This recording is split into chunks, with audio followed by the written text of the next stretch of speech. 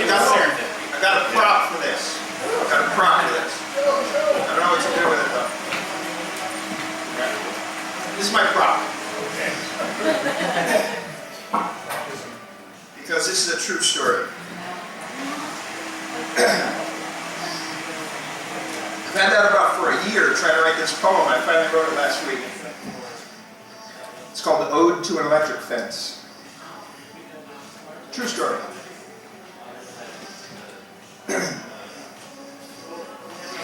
In the 60s, my pioneering parents left the city of radium girls and a glowing watch factory.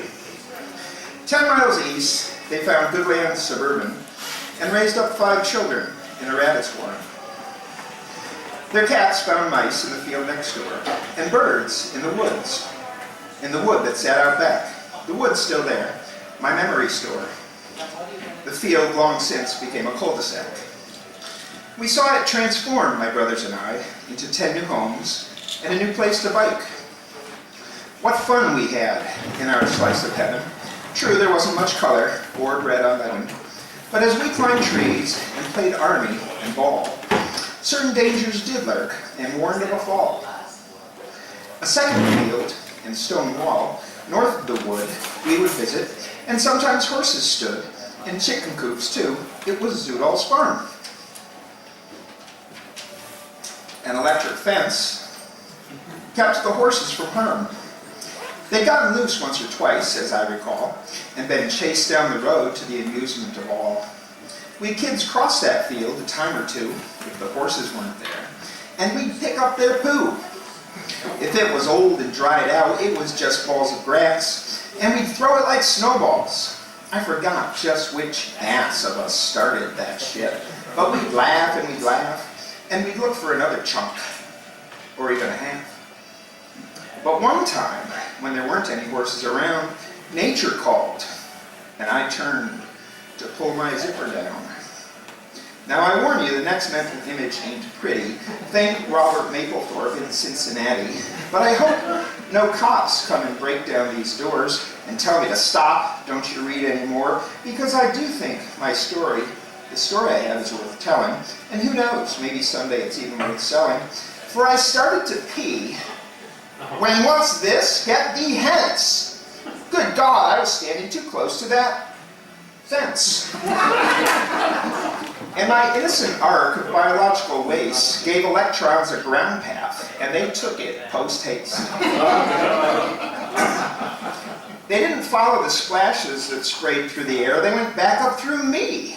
I didn't even have any hair. My youth, so idyllic, peaceful, and lazy, turned to hell as my own gentle rain began to tase me. And it felt like, where do I begin? How many angels were dancing on the head of my pin? This itching and burning down there by my crotch, I called out to the watchmaker, turn off your watch!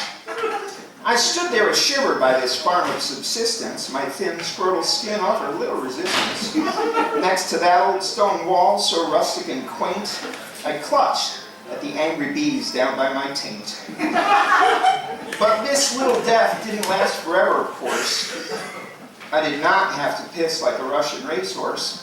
My stream and the tingling at long last subsided, where I was certain the 10-year-old me might have died it. I didn't, though. 'Twas Ohm's law saved me that day.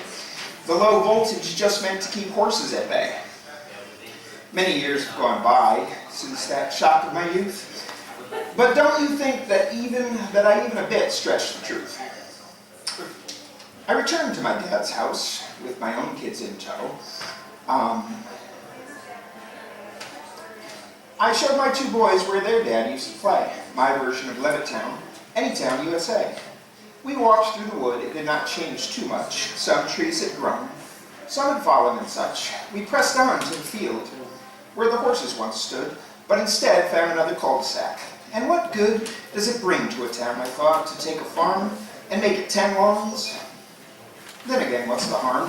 Why bother with fresh milk, veggies, and eggs, when there's plenty of trucks, all with tireless legs, that can drive across the country to bring folks their meals? Who needs farms in the matrix? Isn't processed food real? And who am I to judge if the houses keep sprouting? That's how I got there. It's only me who went out. I found the stone wall, but I didn't see the posts of the fence, and I figured they must have been lost to construction. But then I found one. It had rotted. Wood decays, as with rain and with snow that's besotted. Some wire and ceramic, to my kids, proved my story of a boy and a family farm's fall from glory.